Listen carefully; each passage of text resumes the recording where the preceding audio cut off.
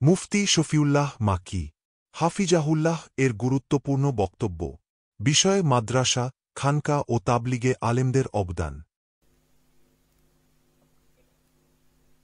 নাহমাদুহু ওয়া নুসাল্লি আলা রাসূলিহিল কারীম। আম্মা বা'দ, ফাআউযু বিল্লাহি মিনাশ শাইতানির রাজীম। বিসমিল্লাহির রহমানির রহিম। রব্বানা ওয়াবআস ফীহিম রাসূলাম মিনহুম ইয়াতলু আলাইহিম আয়াতিহি ওয়া ইউযাক্কিহিম ওয়া ইউআল্লিমুহুমুল কিতাবা ওয়াল হিকমা ইন্নাকা আনতাল আজিজুল হাকীম। মাশাআল্লাহ। আল্লাহ পাকের অশেষ কৃপা এবং মেহেরবানি, যিনি আমাদেরকে রাসূলুল্লাহ সাল্লাল্লাহু আলাইহি ওয়াসাল্লামের খতমে নবুয়তের তোফায়েলে নবীওয়ালা কাম আমাদেরকে দান করে আমাদেরকে সম্মানিত করেছে। মাশাআল্লাহ। একটু ক্ষমা চেয়ে নিচ্ছি, পরপর শীতের মৌসুমে প্রতিদিনই বয়ান করতে হয়, আমার গলা ভেঙে গেছে। আমি আপনার আওয়াজই বুঝতে পারছেন যে আমার গলাটা আসল গলা না, ভাঙ্গা গলা। তারপর জি। আজকে যেহেতু ভাইয়ের সাথে কথা দেওয়া ছিল, এই জন্য কথা বলতে হচ্ছে। তো আসলে আহলে সুন্নাত ওয়াল জামাতের সমস্ত উলামায়ে কেরাম এই ব্যাপারে একমত যে নবীওয়ালা কামের তিনটা পার্ট: দাওয়াত, তালিম, তাজকিয়া। এবং আল্লাহ তাআলা কোরআনে কারিমে, আমি যে আয়াত তেলাওয়াত করেছি এটা সূরা বাকারা থেকে তেলাওয়াত করেছি, কিন্তু সূরা জুমায় ২য় নম্বর আয়াতে আল্লাহ তাআলা এই বিষয়টা কি বলেছেন, একটু সিরিয়াল আগে পরে হয়েছে। ওখানে হয়েছে হুয়াল্লাযী বা'আসা ফিল উম্মিয়্যিনা রাসূলাম মিনহুম ইয়াতলু আলাইহিম আয়াত। এরপরে ওয়া ইউআল্লিমুহুমুল কিতাবা ওয়াল হিকমা ওয়া ইউযাক্কিহিম ওয়া ইন কানু মিন ক্বাবলু লাফি দালালিম মুবিন। অর্থাৎ সূরা বাকারাতে প্রথম বলেছে দাওয়াত, এরপরে তাজকিয়া, তারপরে তালিম। আর সূরা জুমায় প্রথম বলছে দাওয়াত, এরপরে তালিম, এরপরে তাজকিয়া, তিনটা বিষয়। তো আহলে সুন্নাত ওয়াল জামাতের সমস্ত উলামায়ে কেরাম এই ব্যাপারে একমত যে নবীদের কাজের তিনটা পার্ট: দাওয়াত, তালিম, তাজকিয়া। নবীরা উম্মতের মধ্যে দাওয়াতের কাজ করেছেন, তালিমের কাজটাও নবী আলাইহিস সালামদেরই কাজ, অর্থাৎ এটাও যারা তালিমের সাথে জড়িত আছে এটাও নবীওয়ালা কাজ। ইলম শিখা, শিখানো, এটাও নবীওয়ালা কাজ। আবার আত্মশুদ্ধি, লোকদেরকে সংশোধন করা, আত্মশুদ্ধি বলেন বা তাজকিয়া বলেন, যেভাবেই বলেন, এটাও নবীওয়ালা কাজের অংশ, নবীদের কাম ছিল। এবং আমরা যদি একেবারে রাসূলুল্লাহ সাল্লাল্লাহু আলাইহি ওয়াসাল্লামের জীবনী থেকে দেখি, হুজুর আকরাম সাল্লাল্লাহু আলাইহি ওয়াসাল্লামের সাহাবায়ে কেরামের জীবনী থেকে দেখি, হুজুর সাল্লাল্লাহু আলাইহি ওয়াসাল্লাম তিনও মেহনত একই সাথে করেছিলেন। হুজুর সাল্লাল্লাহু আলাইহি ওয়াসাল্লাম যেরকম দাওয়াতের মেহনত করেছিলেন, হুজুর সাল্লাল্লাহু আলাইহি ওয়াসাল্লাম সাহাবীদেরকে দাওয়াতের মেহনত শিক্ষা দিয়েছিলেন। হুজুর সাল্লাল্লাহু আলাইহি ওয়াসাল্লামের কাছে ওহী আসছে, সমস্যার কারণে সমস্যা হচ্ছে। জি। হুজুর সাল্লাল্লাহু আলাইহি ওয়াসাল্লাম, এই দরজাটা খুলে রাখো।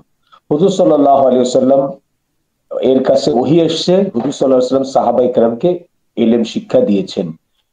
হুজুর সাল্লাল্লাহু আলাইহি ওয়াসাল্লামকে আল্লাহ সরাসরি নির্দেশ দিয়েছেন যে তাদেরকে সংশোধন করো, ওয়া ইউযাক্কিহিম, তাদেরকে তুমি সংশোধন করো।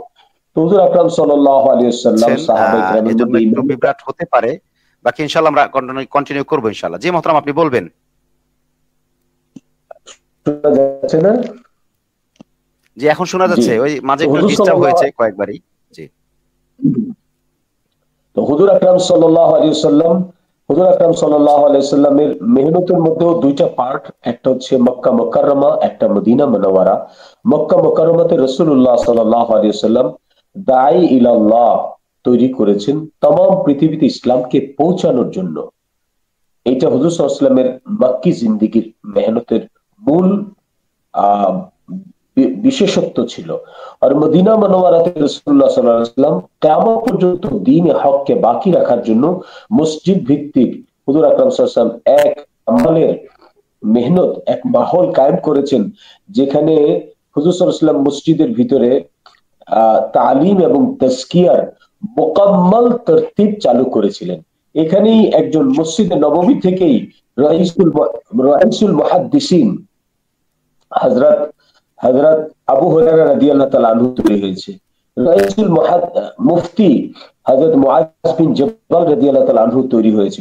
অর্থাৎ যত বড় বড় সাহাবীদের মধ্যে যত বড় বড় মুফতি ছিল, সাহাবীদের মধ্যে যত বড় বড় কারি ছিল, যত বড় বড় হাফেজ ছিল, যত বড় বড় আলেম ছিল, সবাই মদিনার মসজিদ থেকেই তৈরি হয়েছে। তো হুজুর সাল্লাল্লাহু আলাইহি সাল্লামের এই মেহনতের এই দুইটা পার্টের মধ্যে আমরা এই তিনটা মেহনতকে পরিপূর্ণভাবে দেখি। যেমন আবু হুরায়রা রাদিয়াল্লাহু তাআলা আনহুর মতো বড় আলেম ছিল কাব রাদিয়াল্লাহু তাআলা, মুহাদ্দিস ছিল কাব রাদিয়াল্লাহু তাআলা আনহুর মতো বড় কারি ছিল, এমনি ভাবে মুআজ বিন জাবাল রাদিয়াল্লাহু তাআলা আনহু বড় মুফতি ছিল। আবার তাদের তাজকিয়াটা, আত্মশুদ্ধিটা এই পরিমাণ হয়েছিল যে হযরত ওমর রাদিয়াল্লাহু তাআলা আনহু মদিনার মসজিদে বসে খুতবা দিতেছেন, সেখান থেকে তার অন্তর্চক্ষু খোলা, সে 1000 মাইল দূরে হযরত সারিয়া রাদিয়াল্লাহু তাআলা আনহু জিহাদের ময়দানে জিহাদ করতেছেন। উনি খুতবার মাঝখানে বলতেছেন, ইয়া সারিয়া আল জাবাল, হে সারিয়া পাহাড়ের দিকে দেখো। তো এটা বিস্তারিত ঘটনা তো সব জানেন।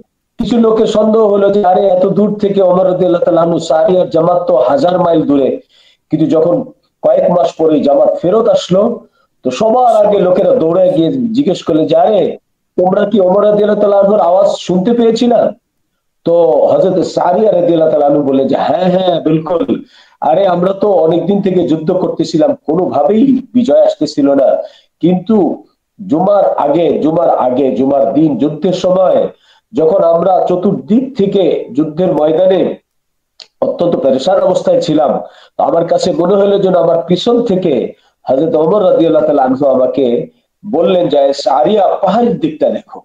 তো আমি সাথে সাথে সেই দিকে কিছু সৈন্য মোতায়েন করলাম, আর অল্প সময়ের মধ্যে আমরা বিজয় লাভ করলাম, এবং আমরা সেই দিন জুমার দিন ছিল, আমরা জুমার নামাজ আদায় করলাম।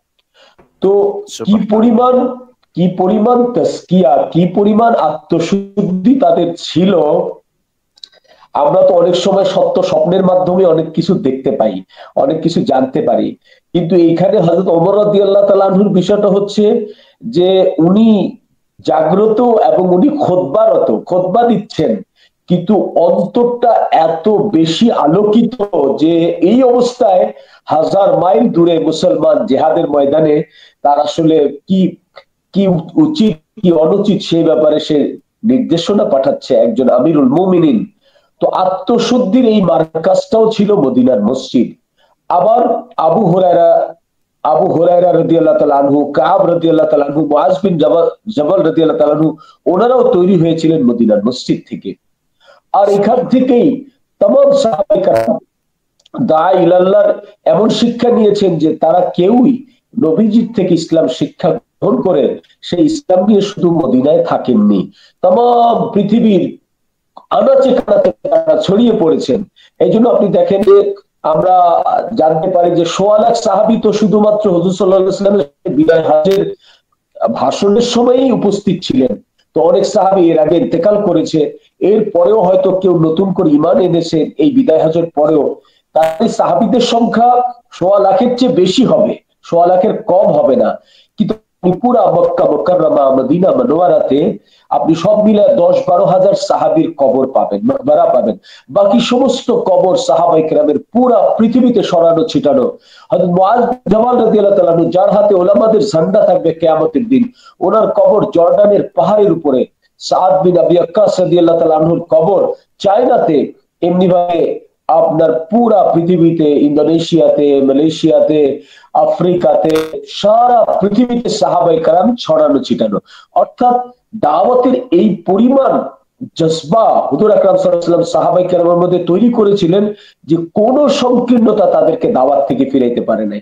হযরত উকবা বিন নাফি রাদিয়াল্লাহু তাআলা আনহুর কথা আমি কোথাও পড়তেছিলাম, উনি একবার কোন একটা ঘোড়ার দিকে তাকায় বলছিলেন যে আল্লাহর কসম, পৃথিবীতে এই ঘোড়াটা ব্যতীত আমি আর কোন সম্পদের মালিক না। কিন্তু দিলের মধ্যে হুজুর আকরাম সাল্লাল্লাহু আলাইহি ওয়াসাল্লামের দ্বীনকে तमाम আলেমের কাছে পৌঁছানোর এই জজবা ছিল যে এত গরীব হওয়া সত্ত্বেও উনি আমর ইবনুল আস রাদিয়াল্লাহু তাআলা আনহু মিশর যাওয়ার আগেই এই উকবা বিন নাফি রাদিয়াল্লাহু তাআলা আনহু মিশর সফর করে লোকদের মধ্যে এই পরিমাণ দাওয়াতি কাজ করেছেন যে ৩০-৩৫% মিশরই আগেই মুসলমান হয়ে গিয়েছিলেন। তো মিশর থেকে আলজেরিয়া, আলজেরিয়া থেকে লিবিয়া, লিবিয়া থেকে মরক্কো, এই চারটা দেশে তিনি দাওয়াতের কাজ করেছেন এবং মরক্কোর শেষ প্রান্তে আটলান্টিক মহাসাগরের কিনারায় পৌঁছে ঐতিহাসিক ওনার একটা বক্তব্য আছে, যেটা ইতিহাসবিদগণ খুব ব্যাপকভাবে ভিন্ন ভিন্ন ভাবে লিখেছেন, যে ওনার ঘোড়া উনি আটলান্টিক মহাসাগরের মধ্যে নামায় দিয়ে বলছেন, আফসোস কশাফ, যদি আমি জানতাম এই মহাসমুদ্রের ওই পারে মানব বসতি আছে, তো আমি পানির উপর দিয়ে ঘোড়া চালাই দিতাম আর সেই পারে গিয়ে পৌঁছাইতাম লা ইলাহা ইল্লাল্লাহ। তো এই জন্য বললাম যে হুজুর আকরাম সাল্লাল্লাহু আলাইহি ওয়াসাল্লামের গোটা মেহনতের জিন্দেগিতে হুজুর সাল্লাল্লাহু আলাইহি ওয়াসাল্লাম সাহাবীদের উপর এই তিনও মেহনতকে মোকাম্মল দরজায় করেছেন। এবং তারই ধারাবাহিকতায় ইমাম সাহেবানগণ, মুহাদ্দিসিন উলামায়ে কেরামের, সাহাবায়ে কেরামের পরে হযরত তাবেঈনগণ, তারপরে তাবেঈন, তারপরে আইম্মায়ে মুজতাহিদিন, এই যে যত হাদিসের মানে ইমামগণ যারা আছেন, ওনাদের মেহনতে আজকে পর্যন্ত আমি হাদিসের সনদধারী। আমি মাঝে মাঝে একটা কথা বলতে গিয়ে মাঝে মাঝে বলি যে পৃথিবীর মধ্যে সবচেয়ে শক্তিশালী মানব সম্প্রদায় হচ্ছে উলামায়ে কেরাম।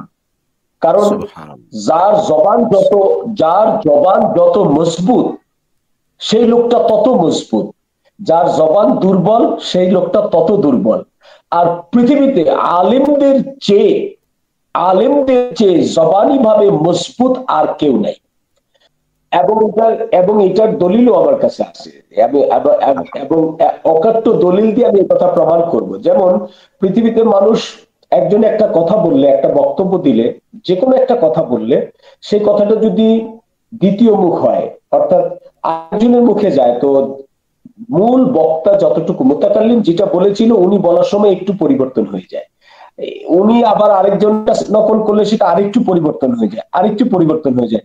আমি সম্ভবত কোনো একটা কিতাবে পড়লাম, কালিয়বিতে পড়লাম নাকি মুসলমানের হাসিতে পড়লাম, আমি ভুলে গেছি, যে একজন মানে মানুষের কথা একজনের কাছ থেকে আরেকজনের কাছে নকল হইলে সেটা কত পরিবর্তন হয়ে যায়। যে একজন বাদশাহ, তার অনেক দিন থেকে বাচ্চা কাচ্চা হয় না, তো অনেক বছর পরে তার স্ত্রী বাচ্চা সন্তান সম্ভব হয়েছে। তো সবাই অধীর আগ্রহ অপেক্ষা করছে কি হবে, তো সবাই একটা ছেলের আশা করেছিল, কিন্তু দাইমা এসে বলছে যে না, ছেলে হয় নাই, একটা মেয়ে হয়েছে, একটু কালো। তো এই লোকটাই, এই কথাটাই একজন একজন গোলাম গিয়ে রাজ দরবারে গিয়ে বলছে যে বাদশার স্ত্রীর একটা কুচকুচে কালো মেয়ে হয়েছে। এই কথাটা আবার আরেক গোলাম গিয়া বাজারে গিয়ে বলছে যে বাদশার স্ত্রীর একটা কাকের মতো কালো মেয়ে হয়েছে। তো এই কথাটা 4-5 মুখ হইতে হইতে গিয়ে বলছে যে বাদশার স্ত্রীর পেটে থেকে একটা কাক জন্ম নিয়েছে, এরকম। অর্থাৎ মানুষ একজনের কথা আরেকজন নকল করতে গেলে মাত্র কয়েক মুখ হওয়ার পরেই, কয়েক জবান হওয়ার পরেই কথাটার মধ্যে ব্যাপক পরিবর্তন হয়ে যায়। আমি যে কথা দাবি করেছিলাম যে উলামায়ে কেরামের জবান সবচেয়ে মজবুত, 1400 বছর যাবত মুহাম্মদ রাসূলুল্লাহ সাল্লাল্লাহু আলাইহি সাল্লামের জবানের কথা উলামায়ে কেরাম নকল করতেছে 1400 বছরে, একটা জের জবরও বদলায় নাই, একটা হাদিসকে বদলায় নাই 1400 বছর। আমি মাঝে মাঝে আমার ছাত্রদের সাথে কথা বলার সময় বলি যে আমরা উলামায়ে কেরাম ঢিলা ঢালা জামা পরি ঠিকই, কিন্তু আমাদের কথা খুব টাইট, কিউকি 1400 বছর যাবত নবীর কোনো কথা পরিবর্তন ছাড়া কোরআন এবং হাদিসকে 1400 বছর যাবত নকল করা হচ্ছে। এখনো পর্যন্ত আমাদের মূল আমরা যারা হাদিস নিয়ে কাজ করছি, হাদিসের খেদমত করছি, আমরা কিন্তু আমাদের উস্তাদদের থেকে যে আমাদের হাদিসের মূল সনদ, ওইটাই কিন্তু আমাদের কাছে বেশি দামি। যে আমি আমার উস্তাদের কাছে শুনেছি, তিনি তার উস্তাদের কাছে, তিনি তার উস্তাদের কাছে, তিনি তার উস্তাদের কাছে। তো এইভাবে করে রাসূলুল্লাহ সাল্লাল্লাহু আলাইহি সাল্লাম পর্যন্ত যে আমাদের হাদিসের মূল সনদ, এটাই কিন্তু আমাদের কাছে সবচেয়ে দামি সনদ। এই জন্য বলেছিলাম যে হযরত উলামায়ে কেরামের এই কোরবানি যদি সিয়ারে কিতাবগুলো খোলা হয়, কি পরিমাণ কোরবানি মুজাহাদার পরে হুজুর আকরাম সাল্লাল্লাহু আলাইহি সাল্লামের এই সমস্ত হাদিস, এগুলো তো আসলে 2-4-6 মাস বলে শেষ করা যাবে না। শুধু মুহাদ্দিসিনদের কোরবানির কথা কিভাবে আজকে আমাদের কাছে, সাধারণ মানুষের কাছে সিয়াসিত্তা পরিচিত, কিছু মানুষ তো এর বাইরের কথাই চিন্তা করতে চায় না, অথচ হুজুর সাল্লাল্লাহু আলাইহি ওয়াসাল্লামের প্রায় 10 লক্ষাধিক হাদিস আমাদের জন্য আছে, উম্মতের কাছে সংরক্ষিত আছে। এগুলো আমাদের কাছে এরকম বিষয় ভিত্তিক এবং কিতাব আকারে পাণ্ডুলিপি আকারে আসতে আসতে হযরত উলামায়ে কেরাম কি পরিমাণ কোরবানি করেছে, পুরা উম্মত, সমস্ত উম্মত মুহাদ্দিসিনদের কাছে ঋণী। আজকে যে আমরা আমাদের আমরা আজকে যে আমরা আমাদের নিজেদেরকে হক দাবি করি, হক দাবি করার জন্য আমরা যে দলিল পেশ করি, এই সমস্ত দলিল তো এই সমস্ত কোরবানিওয়ালা উলামায়ে কেরাম মুজাহাদা এবং কোরবানি করে রাসূলুল্লাহ সাল্লাল্লাহু আলাইহি ওয়াসাল্লাম থেকে আমাদের পর্যন্ত পৌঁছেছে। ওনারা না পৌঁছাইলে তো আমরা যে হকের উপরে আছি, আমরা নিজেদেরকে হক দাবি করছি, এই দলিল আমরা কোথায় পাইতাম? তো আমরা সবাই আজকে আমরা ইসলামের নামে কত দল তৈরি করেছি, ইসলামী রাজনৈতিক দল, আমাদের কিছু খানকা ভিত্তিক দল আছে, আমাদের কিছু অরাজনৈতিক দল আছে, আমাদের কিছু জেহাদ ভিত্তিক দল আছে, নানান রকমের আছে। একজন আরেকজনকে নিজেকে নিজের দলকে অন্যের চেয়ে ভালো মনে করি, কিন্তু এই সমস্ত দলওয়ালারা নিজেদেরকে সহি দাবি প্রমাণ করার জন্য এই মুহাদ্দিসিনদের কাছে ঋণী। কারণ মুহাদ্দিসিনে কেরাম যদি এই সমস্ত হাদিসকে কোরবানি করে মুজাহাদা করে ওনারা ইয়াদ করে আমাদের পর্যন্ত না পৌঁছাইতেন, লিখিত আকারে আমাদের কাছ পর্যন্ত না পৌঁছাইতেন, তাহলে আমরা কিন্তু আজকের আমরা মেহনতের যে নকশা আমাদের সামনে তৈরি করেছি এটা আমরা করতে পারতাম। আমাদের যেহেতু আমাদের দেশে মানে এই মুহূর্তে বক্তা তো অনেক, আর এখন সোশ্যাল মিডিয়ার কারণে আপনার ইউটিউব, ফেসবুক বিভিন্ন ভাবে যে কেউ কথা বলার সুযোগ পায়, যার কারণে তারা মানে অল্প কিছু বিষয়কেই মানুষের সামনে বারবার এমন ভাবে তুলে ধরেন যে যেটুকু করছেন এর বাইরে সে আর অন্য কোনো কিছুকে চিন্তাই করতে পারেন না। যারা মাদ্রাসা নিয়ে আসেন তারা খানকা শব্দটা শুনলেই কিছুটা এহানতের সাথে তাকায় যে ও খানকা, মানে কারো কারো বিষয়টা এমন যে খানকার কি প্রয়োজন, খানকার প্রয়োজন কি? আমরা তো মাদ্রাসায় আসি, মাদ্রাসা নিয়ে আসি, আলেম হইছি, আলেম বানাইতেছি, এর চেয়ে বড় কাজ কি আছে? এরকম কিছু লোকের একটা চিন্তাধারা।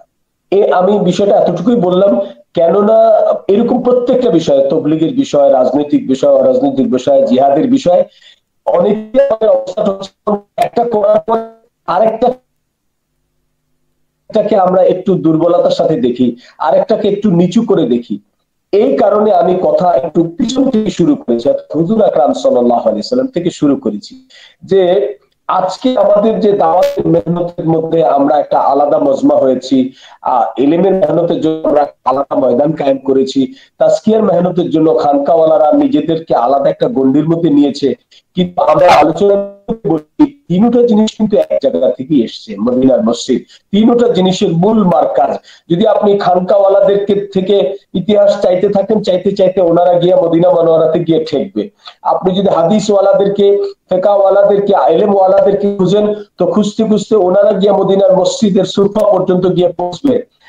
আপনি দাওয়াত ওয়ালাদেরকে আপনি জিজ্ঞেস করেন, তো ওনারাও যাইতে যাইতে যাইতে ওনারাও গিয়ে মদিনার মসজিদে গিয়ে ঠেকবে। তো আমি কিন্তু আমার আলোচনা মদিনার মসজিদ থেকে শুরু করেছি, যদিও কালের বিবর্তনে এবং প্রয়োজনের সাপেক্ষে খানকা আজকে আলাদা হয়ে আছে, মাদ্রাসা আলাদা হয়ে আছে, দাওয়াতের মেহনতের ময়দান আলাদা হয়ে আছে, কিন্তু আমাদের সবাইকে এটা মনে রাখতে হবে, আমি খানকায় আছি, এই খানকার সূচনা যে মদিনা মনোয়ারার মসজিদ থেকে, মসজিদে নববী থেকে, ওই মাদ্রাসার সূচনাও সেই মদিনার মসজিদ নববী থেকেই শুরু হয়েছে, এই দাওয়াতের সেই মদিনার মসজিদ থেকেই শুরু হয়েছে। ওই মসজিদের মেহনতেরই একটা পার্ট আমরা নিজেরা আলাদা হয়ে আমরা ভাবতেছি আমরা যা করছি এটাই পরিপূর্ণ, আবার ওরাও ভাবতেছে যে আরে আমরা যা করছি আর কিছু প্রয়োজন নাই, আর কিছু প্রয়োজন নাই। প্রত্যেকে নিজেকে সূর্য ভাবতেছে আর অন্যকে চাঁদ অথবা সিতারা ভাবতেছে, যে আরে এখন সূর্য উঠে গেছে, এখন আর চাঁদ অথবা নক্ষত্রের প্রয়োজন কি, এখন তো সূর্য আছে। প্রত্যেক সূর্য ভাবা শুরু করেছে, কিন্তু আসলে আসলে ওদের মতো বলতে হয়, আশরাফ আলী থানভী রহমাতুল্লাহ আলাইহি যে লিখছেন যে ওই যে অন্ধের হাতি দেখার মতো। তো আমরা আসলে কারা অন্ধ এটা তো আমরা খুঁজে পাচ্ছি না, কিন্তু আমাদের আচরণগুলো তো ওই অন্ধদের হাতি দেখার মতোই হয়েছে, যে একটা এলাকায় হাতি আসছে, কেউ যেখানে সবাই যেখানে হাতি দেখতে যাচ্ছে, 7 জন অন্ধ মিলে তারা হাতি দেখবে ভাবছে, কিন্তু সবাই অন্ধ, একসাথে সবাই কাঁধে কাঁধ ধরে ধরে পুরা মহল্লার মধ্যে তারা ভিক্ষা করে বেড়ায়। তো তারা চিন্তা করছে আমরা হাতি দেখবো। তো এখন তো তখন তারা যখন হাতির কাছে গেছে, তখন তারা তো আর চোখ নাই, দেখতে পারে না, তো হাত দিয়ে স্পর্শ করে করে দেখেছে। কেউ হাতির পা দেখেছে, কেউ হাতির পিঠ দেখেছে, কেউ হাতির সুর দেখেছে, কেউ হাতির লেজ দেখেছে, কেউ হাতির কান দেখেছে। এখন যে কান দেখেছে তার কাছে তো হাতি কুলের মতো, যে পা দেখছে তার কাছে তো হাতি খুঁটির মতো, যে যে পিঠ দেখেছে তার কাছে হাতি দেওয়ালের মতো, যে লেজ দেখছে তার কাছে আরেক রকম, সুর যে দেখছে ধরছে তার কাছে হাতি আরেক রকম। কিন্তু মূলত তো এই সব কয়টা মিলায় হলো হাতি। সুরকে আলাদা করলে একটা পূর্ণ হাতি হয় না, পাকে আলাদা করলে একটা পূর্ণ হাতি হয় না, পিঠকে আলাদা করলে একটা পূর্ণ হাতি হয় না, সব কয়টা মিলাই পূর্ণ একটা হাতি। তো মোহাম্মদ রাসূলুল্লাহ সাল্লাল্লাহু আলাইহি ওয়াসাল্লাম যে দিন নিয়ে আসছিলেন, সেই দিনের মেহনতের মধ্যে যেমন দাওয়াতের মেহনতের জরুরত আছে, এরকম ইলমের মেহনতের জরুরত আছে, এরকম তাজকিয়ার মেহনতের জরুরত আছে। হুজুর আকরাম সাল্লাল্লাহু আলাইহি ওয়াসাল্লামকে আল্লাহ তাআলা সরাসরি নির্দেশ করেছেন। আমরা অনেকে ভাবি যে ভাই আমি তো মাদ্রাসায় পড়ছি, মৌলানা সাহেব হইছি, হাফেজ সাহেব হইছি, মুফতি সাহেব হইছি, আমার আবার কি ইসলাহ প্রয়োজন? আমি আপনাকে বলতে চাই, আল্লাহ তাআলা কোনো অপ্রয়োজনীয় হুকুম, অপ্রয়োজনীয় আদেশ কোরআনে কারিমে করে নাই। যে আল্লাহ তাআলা ইয়াতলু আলাইহিম আয়াতে বলছে, এরপরেও বলছে ওয়া ইউআল্লিমুহুমুল কিতাব ওয়াল হিকমা। আমরা মনে করি দাওয়াত আর তালিমের মধ্যেই ইসলাহ আছে, আমরা অস্বীকার করছি না, কিন্তু আল্লাহ এর পরেও বিশেষভাবে ওয়া ইউযাক্কিহিম, তার এর প্রয়োজন আমাদের মধ্যে যারা আমরা এটা মনে করি যে আমরা দাওয়াতের মেহনতের মধ্যে ইসলাহ আছে, ইলমের মেহনতের মধ্যে ইসলাহ আছে, এরপরে আবার আমাদের খানকায় যাওয়ার দরকার কি? আমাদের কোনো ইসলাহি মুরব্বি রাখার দরকার কি? ইসলাহি মুরব্বির আমাদের প্রয়োজন কি? তো আমি তাদেরকে বলবো যে আপনি যেটা বুঝতেছেন এইটাই যদি আসলে সত্যিকারের বিষয় হইতো, তাহলে আল্লাহ তাআলা এই একই সাথে ইয়াতলু আলাইহিম আয়াতি দাওয়াত দেওয়ার কথা বললেন, ওয়া ইউআল্লিমুহুমুল কিতাব ওয়াল হিকমা বললেন, এর পরেও কেন ওয়া ইউযাক্কিহিম বললেন? দাওয়াত এবং তালিমের দ্বারাই তো ইসলাহ শেষ হয়ে গেছে আপনার ধারণা, তাহলে আল্লাহ কেন ওয়া ইউযাক্কিহিম বললেন? কোরআন শরীফ তো কোনো অপ্রয়োজনীয় জুমলা ব্যবহার করার জায়গা না, নিশ্চয়ই প্রয়োজন আছে। আমি আপনাকে যদি একটু ভালো করে বুঝিয়ে বলি তাহলে বুঝবেন। একটা লোক মানে দিন থেকে দূরে আছে, গাফলাতের সাথে আছে, আখেরাত ভুলে আছে, আল্লাহ ভুলে আছে, আপনি তাকে দাওয়াতের কাজ করলেন যেভাবেই বলবেন, একটু ক্লিয়ার হলেই বলবেন, আমাদের দিক থেকে কোনো কথা নাই, আপনি বলবেন, এরপর আমরা প্রশ্নের পর্বে যাবো ইনশাআল্লাহ। প্রশ্ন বলতে আমাদের কিছু প্রশ্ন আছে নির্ধারিত আপনার ভূমিকার পরে। জি মহতারাম বলবেন। এখন যেভাবেই হোক আপনি একজনকে দাওয়াত, সে আল্লাহ থেকে গাফেল, আখেরাত থেকে গাফেল, আপনি দাওয়াত দিলে সে মসজিদে চলে আসলো, না দিনের উপর চলা শুরু করলো, আগে নামাজ পড়তো না এখন নামাজ পড়ে, তাসবিহ তাহলিল করে, টুপি পাঞ্জাবির উপর আসছে। তার মানে দাওয়াতের মধ্যে তো কিছু ইসলাহ আছে, সে আগে যেগুলো করতো না এখন সে করছে, তাহলে দাওয়াতের মধ্যে একটা ব্যাপক ইসলাহ তার হয়ে গেছে। সে আগে দাড়ি ছিল না, দাড়ি রেখেছে, পাঞ্জাবি টুপি ছিল না, পাঞ্জাবি টুপি আসছে। এই যে সুদের কারবার করতো, সুদ ছেড়ে দিছে, ঘুষের কারবার করতো, ঘুষ ছেড়ে দিছে। কিন্তু এটা যথেষ্ট নয়, এরপরে ইউআল্লিমুহুমুল কিতাব ওয়াল হিকমা, তাকে হালাল হারাম, পাক না পাক, জায়েজ না জায়েজের মাসলা মাসাইল শিখতে হবে। কেন? যদি মাসলা মাসাইল সে না শিখে তো অনেক কিছু চাইলেও সে নাপাক থেকে যাবে, সে হারামে মুবতালা হয়ে যাবে। এই জন্য আল্লাহ তাআলা দাওয়াতের সাথে সাথে আবার বলছে ইউআল্লিমুহুমুল কিতাব ওয়াল হিকমা, তুমি দাওয়াতের পাশাপাশি তাকে ইলম, কিতাব এবং তোমার সুন্নাহ শিক্ষা দাও, সুন্নাহ শিক্ষা দাও। এখানে ইলমের মধ্যে কিন্তু ব্যাপক ইসলাহ আছে, দাওয়াতের মধ্যে ইসলাহ, ইলমের মধ্যে ইসলাহ আছে, কিন্তু এর পর আল্লাহ বলছেন ওয়া ইউযাক্কিহিম, তার মানে আত্মশুদ্ধি লাগবে। কেন?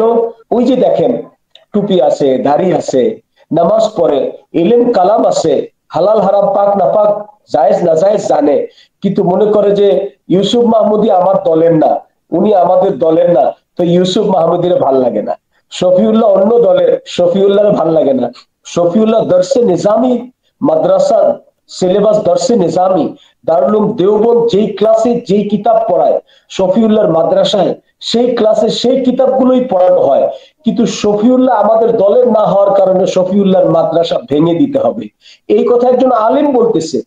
তাইলে তার মধ্যে আপনি দাওয়াতের ইসলাহ আছে, এলেমের ইসলাহ আছে, কিন্তু তার অন্তরের মধ্যে অহংকার আছে, কিবির আছে, তার অন্তরের মধ্যে পরশ্রীকাতরতা আছে, আরেকজন আগে বেড়ে যাবে, সে আমার দলের না, আমিত্ব। আরে এরকম আমিত্বই তো ইবলিসকে ধ্বংস করে দিল। এগুলো থেকে, আমিত্ব থেকে নিজেদেরকে বের করে আনার জন্য, নিজেদের আত্মাকে শুদ্ধ করার জন্য আল্লাহ তাআলা জানেন যে এটা লাগবে। এই জন্য দাওয়াতের পরে এলেমের কথা বলছেন, এলেমের সাথে সাথে আবার ওয়ুসাক্কিহিম বলছেন, তাসকিয়ার কথা বলছেন, যে অন্তরগুলোকে ধৌত করো, যেন অন্তর কিবির মুক্ত হয়, অন্তর আমিত্ব মুক্ত হয়, অন্তর অহংকার মুক্ত হয়, পরশ্রীকাতরতা থেকে অন্তর পাক সাফ হয়। এই জন্য আমি সকলের কাছে অনুরোধ করব যে যারা খানকায় আসেন তারা এলেমের মেহনত করেন, দাওয়াতের মেহনত করেন, যারা দাওয়াতের সাথে আছেন তারা এলেমের মেহনত করেন, তাসকিয়ার মেহনত করেন, যারা মাদ্রাসায় আসেন তারা দাওয়াতের মেহনত জুড়েন, তাসকিয়ার মেহনত জুড়েন। কেননা আমি শুরুতেই বলেছি, একটু আগেও বলেছি, যে দাওয়াত, তালিম, তাসকিয়া এগুলো সমস্ত নবীদের কাম ছিল। আমাদের নবীজিও এই কামগুলো একই মারকাজ থেকে করেছেন, একই জায়গা থেকে করেছেন, একই জায়গা থেকে করেছেন। হযরত মাওলানা ইলিয়াস সাহেব রহমাতুল্লাহের কথা, ইলিয়াস সাহেব রহমাতুল্লাহের কথা দেখেন, উনি কিন্তু একজন মুস্তাকিল পীর ছিলেন, আব্দুর রহিম রায়পুরী রহমাতুল্লাহের খলিফা ছিলেন, রশিদ আহমদ গঙ্গোহী রহমাতুল্লাহের শাগরেদ ছিলেন, ইমদাদুল্লাহ মাহাজির মাক্কি রহমাতুল্লাহের শাগরেদ ছিলেন।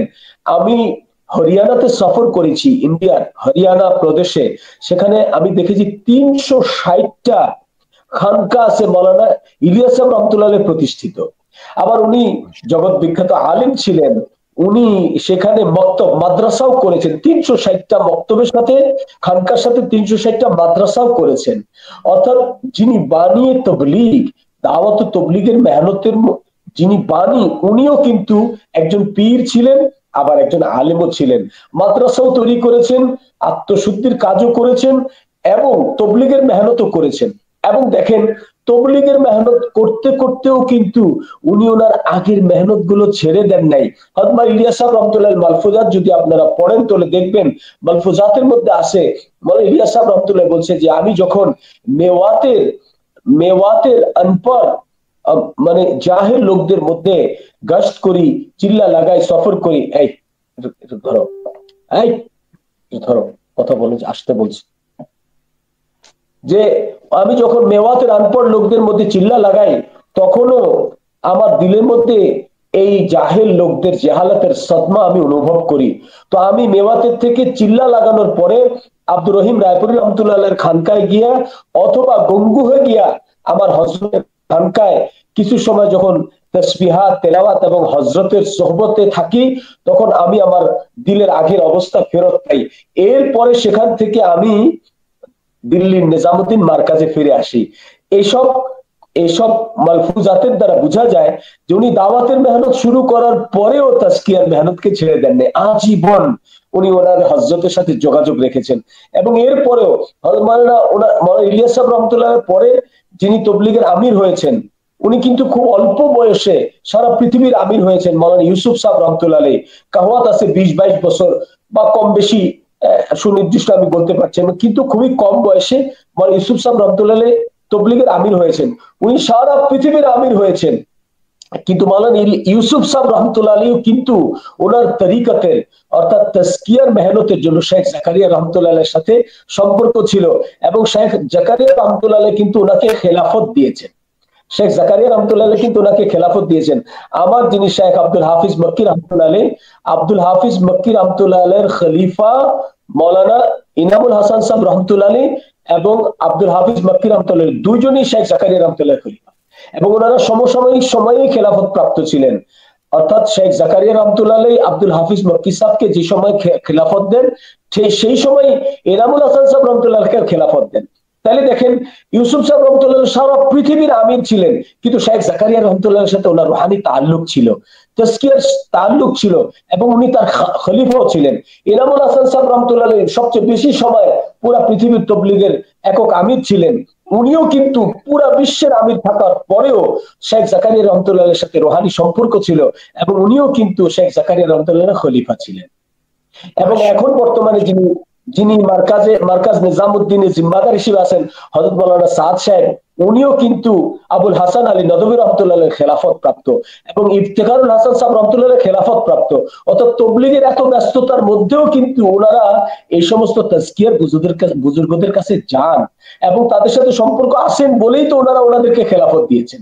এই জন্য আমরা বলবো যে এই যে দাওয়াত, তালিম, তাজকিয়ার মেহনতটা একটাই মেহনত, নবীওয়ালা মেহনত। একটা মেহনতের তিনটা পেহলু বলতে পারেন, তিনটা শাখা বলতে পারেন, কোন একটাকে বাদ দিলে নবীওয়ালা মেহনত নাকিস, অসম্পূর্ণ। পরিপূর্ণ হইতে হলে তিনটা নিয়ে চলতে হবে। কিউকি আল্লাহ কোরআনে কারিমে বলছি ইয়াতলু আলাইহিম আয়াতি ওয়া ইউযাক্কিহিম ওয়া ইউআল্লিমুহুমুল কিতাবা ওয়াল হিকমা।